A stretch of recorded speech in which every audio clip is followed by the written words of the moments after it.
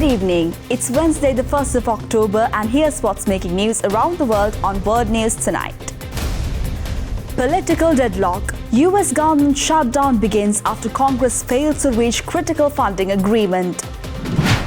Global security. UN authorizes 5,550-member international gang suppression force in Haiti to restore order. Tech innovation. DoorDash launches autonomous delivery robot Dot in Phoenix, aiming to revolutionize last-mile food and grocery deliveries.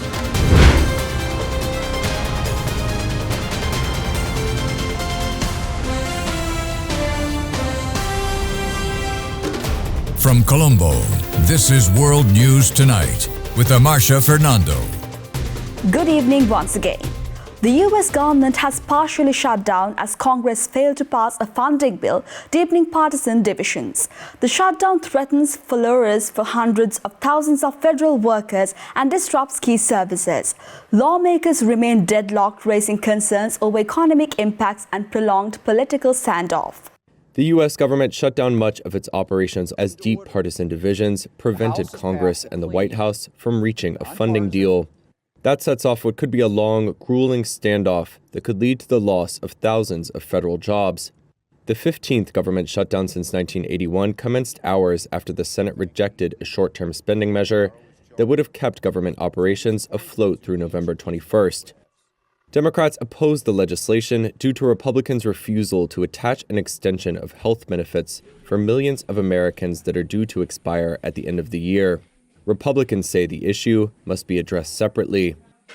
There was no clear path out of the impasse, which agencies warned would halt the release of a closely watched September employment report, slow air travel, suspend scientific research, and withhold pay from U.S. troops. It will also lead to the furlough of 750,000 federal workers at a daily cost of $400 million. Democrats are under pressure from their frustrated supporters to score a rare victory ahead of the 2026 midterm elections that will determine control of Congress for the final 2 years of Trump's term. The healthcare push has given them a chance to unite behind an issue that resonates with voters. Along with the extended health subsidies, Democrats have also sought to ensure that Trump will not be able to undo those changes if they are signed into law. I don't know, we'll probably have a shutdown. Trump has refused to spend billions of dollars approved by Congress, prompting some Democrats to question why they should vote for any spending legislation at all. Independent analysts warn the shutdown could last longer than the budget-related closures of the past. Trump and White House officials have threatened to punish Democrats with cuts to government programs and the federal payroll. Last week, Trump's budget director threatened permanent layoffs in the event of a shutdown. A suicide bombing outside a paramilitary headquarters in Quetta, Pakistan, has killed at least 10 people and injured 33 others. The attacker detonated a pickup truck bomb, followed by gunmen storming the facility, leading to a shootout with security forces. 4 attackers were killed in the confrontation.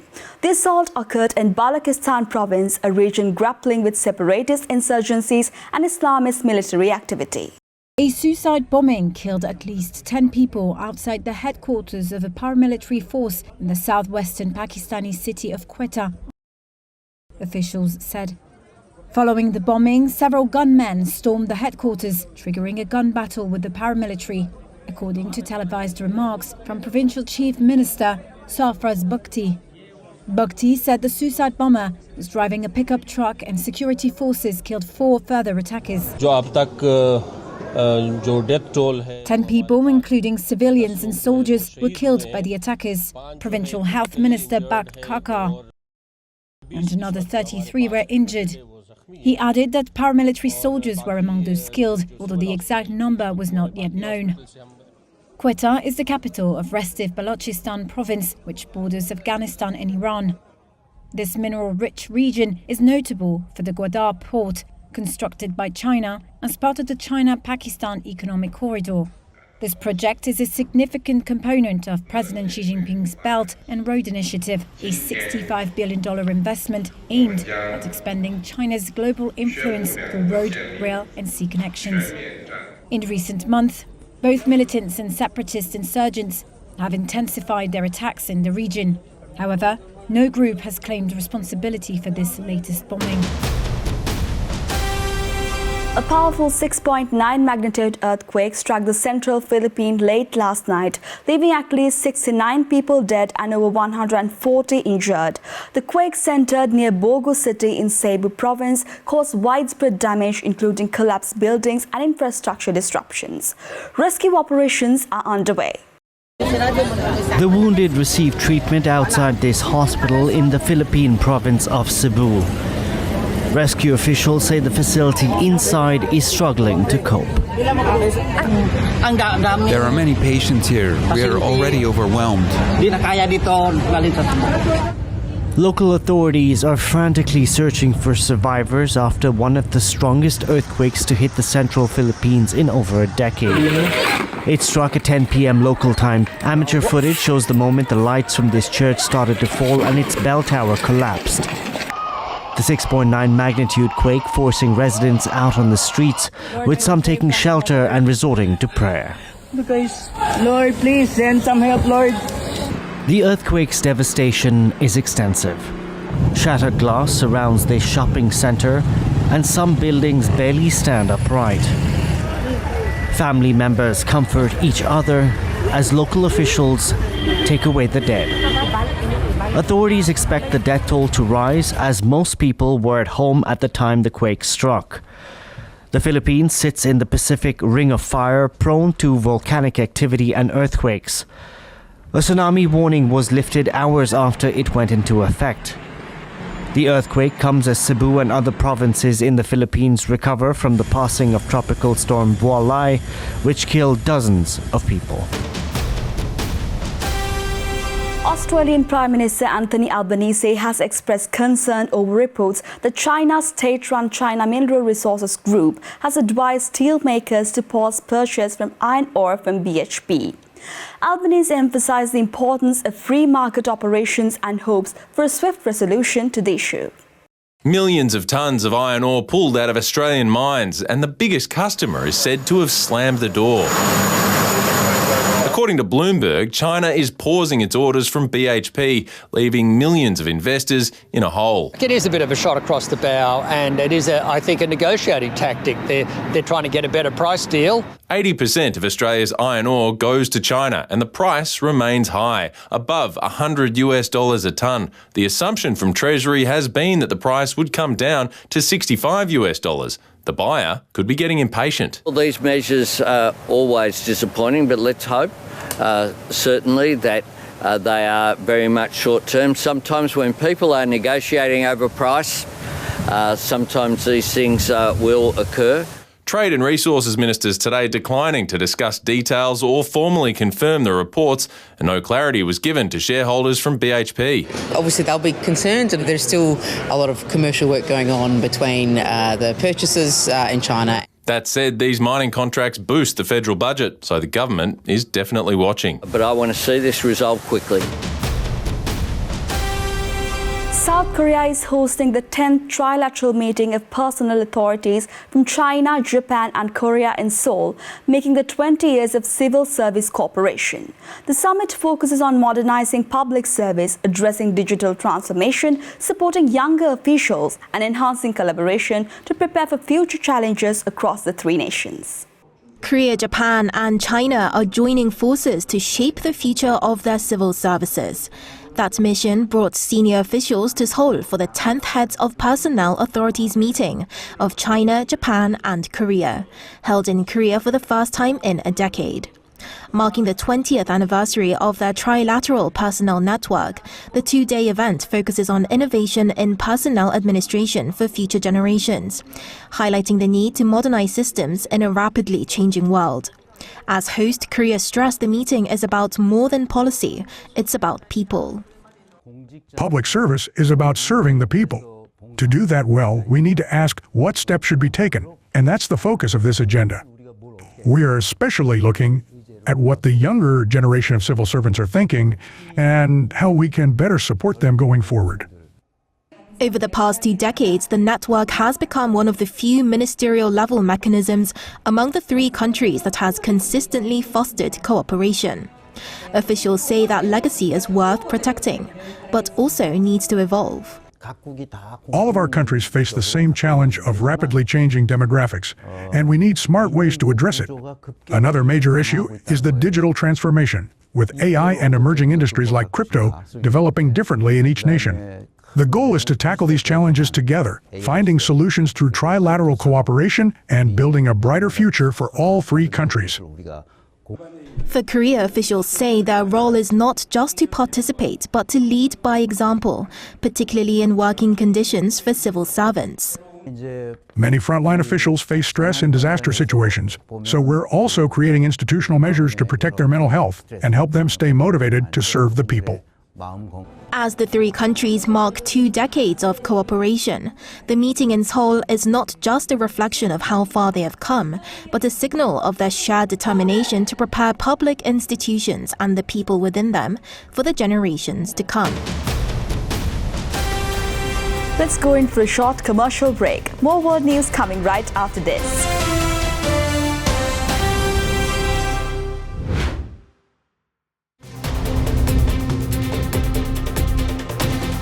And welcome back. President Donald Trump has issued a 3 to 4 day ultimatum to Hamas, demanding acceptance of a comprehensive 20-point peace plan aimed at ending the Gaza conflict. The proposal, endorsed by Israeli Prime Minister Benjamin Netanyahu, includes a ceasefire, hostage exchanges, Hamas disarmament, and the establishment of a transitional authority led by an international body. Failure to comply could result in unspecified consequences, according to President Trump. For these Gazans, food scarcity, poor living conditions and the devastating effects of brutal war have been all they've known for the last 2 years. But with Donald Trump's announcement of a plan to end the war, some hope to finally see an end to the suffering. I hope the war stops and there's a ceasefire, because we're tired. Enough. I swear, we're very tired. Many in Gaza, though, are doubtful that anything would change and see the plan through a critical or even cynical lens. This plan falls in Trump and Israel's favor. They have interests in Gaza. They want to finish Gaza in any possible way. There's gas in Gaza. They want to turn the land into Trump's resorts. In the occupied West Bank, the proposal is all over the news and many tuned in to Trump and Benjamin Netanyahu's press conference. But for this man in Hebron, it's raised even more questions than before, particularly around the future of a Palestinian state. More than 150 countries have recognized the Palestinian right to exist. Yet, unfortunately, yesterday's meeting did not address the Palestinian issue at all. In Ramallah, the plan is being received with outrage or skepticism at best. All the points that were presented on Monday are part of a plan that was drafted in 2020 by the Tony Blair Institute and Trump. This is a new colonization of Palestine with no recognition of a Palestinian state. For now, though, Hamas is still studying the peace plan. There are fears that if the militant group does not accept it, the consequences for Palestinians could be even worse. Former Democratic Republic of Congo President Joseph Kabila has been sentenced to death in absentia by a military court for war crimes, treason and crimes against humanity. The ruling linked to his alleged support for the M23 rebel group also ordered $50 billion in damages to victims. The Democratic Republic of Congo's former president, Joseph Kabila, was sentenced to death in absentia by a military court. He was convicted of war crimes, treason, and crimes against humanity, and also ordered to pay around $50 billion in various damages to the state and victims. The case stems from his alleged role in supporting the advance of Rwanda-backed M23 rebels in Congo's volatile east. Rwanda, which has long denied helping M23, says its forces act in self-defense against Congo's army and ethnic Hutu militiamen linked to the 1994 Rwandan genocide. Kabila, who led Congo from 2001 to 2019, has denied wrongdoing and says the judiciary has been politicized. He was not present for the trial and was also unrepresented by legal counsel. Neither he nor his representatives were immediately available for comment, and his current whereabouts are not known. Lawyer Richard Bondo hailed the result as a victory for the country. We are satisfied because justice has been served. So, The justice rendered in the name of the Congolese people gives satisfaction to these people. Given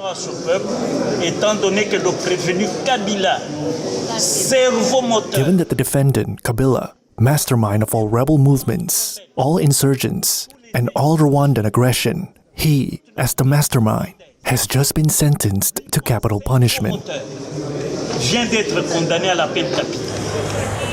Some residents of Congo's rebel-occupied eastern city of Bukavu did not share that sentiment. This resident pointed out that the trial had cost the public millions and questioned whether Kabila's conviction would truly bring an end to the conflict in eastern parts of the country. The verdict could fuel further divisions in the vast mineral-rich Central African nation, which has endured decades of conflict. M23 rebels now control much of North Kivu and South Kivu provinces. The fighting has killed thousands and displaced hundreds of thousands more this year. The two sides signed the U.S. brokered peace agreement in June, but Reuters sources say they are both reinforcing their positions and blaming one another for flouting the accord. The UN Security Council has authorized a 5,550-member international gang suppression force in Haiti, granting powers to arrest gang suspects and protect critical infrastructure. Co-sponsored by the US and Panama, the force aims to stabilize the nation, support elections, and oversee humanitarian aid, curb escalating gang violence. A military force of up to 5,500 uniformed personnel, including police officers and soldiers, could be deployed to fight gang violence in Haiti. The UN Security Council approved this force, which will have the power to neutralise, isolate and deter gangs. It is also authorised to secure infrastructure including the airport, schools, hospitals and ports. The adoption of this resolution offers Haiti hope. It is a hope that has been rapidly slipping away as terrorist gangs expanded their territory, raped, pillaged, murdered, and terrorized the Haitian population.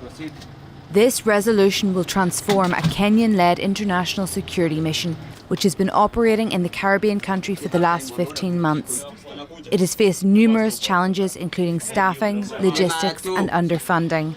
Nor has it been able to keep up with the dramatic expansion of gangs. Around 85% of Haiti's capital, Port-au-Prince, is under the control of these heavily armed groups. The violence has left more than 1 million people displaced and institutions have collapsed. It's unclear how this new force will overcome these difficulties. Haiti's permanent representative to the UN expressed gratitude for this expansion, but acknowledged it will be tough. The reality on the ground has reminded us that the scale and sophistication of the threats far exceeds the mandate initially granted to this mission.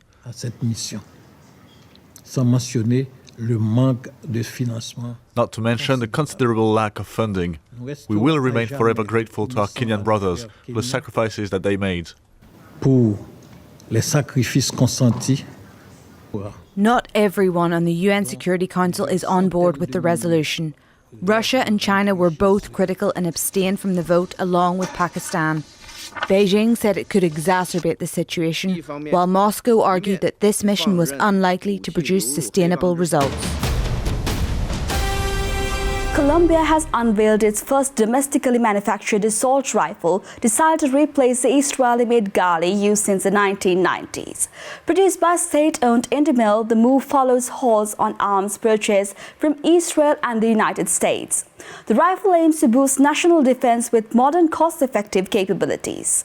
In the industrial suburbs outside Bogota, gunsmiths at Colombia's state-owned armorer put the finishing touches on their newest creation, testing its resilience and accuracy. Their project is the country's first domestically designed and produced battle rifle. It would generate a level of autonomy and independence that would allow us to produce fully Colombian-made rifles to supply both the national and international markets. Colombia's left-wing president Gustavo Petro has already proposed a name for the new weapon, the Miranda, after General Francisco de Miranda, a hero of the 19th century Latin American independence movement. Since the 1990s, most Colombian armed forces have carried a version of the Galil rifle, an Israeli design assembled in Colombia from Israeli components. But last year, the Petro government cut ties with Israel over its siege of Gaza, which numerous expert groups and NGOs, including the UN, have described as a genocide. The U.S. has also been a significant supplier of small arms. Those contracts, too, halted after Donald Trump removed Colombia from the list of American allies in the war on drugs. Petro himself has continued to denounce both the U.S. and Israel amid the ongoing slaughter of Palestinian civilians. If Mr. Trump continues to be complicit in a genocide, as he has been up to now, his army should disobey him and he should be in jail. Colombia's new rifle is 15 to 25% lighter than the Galil. Officials are aiming to produce 400,000 of them over the next 5 years as they continue to battle drug traffickers and guerrilla groups. Time for a short commercial break now. We'll be right back with more world news.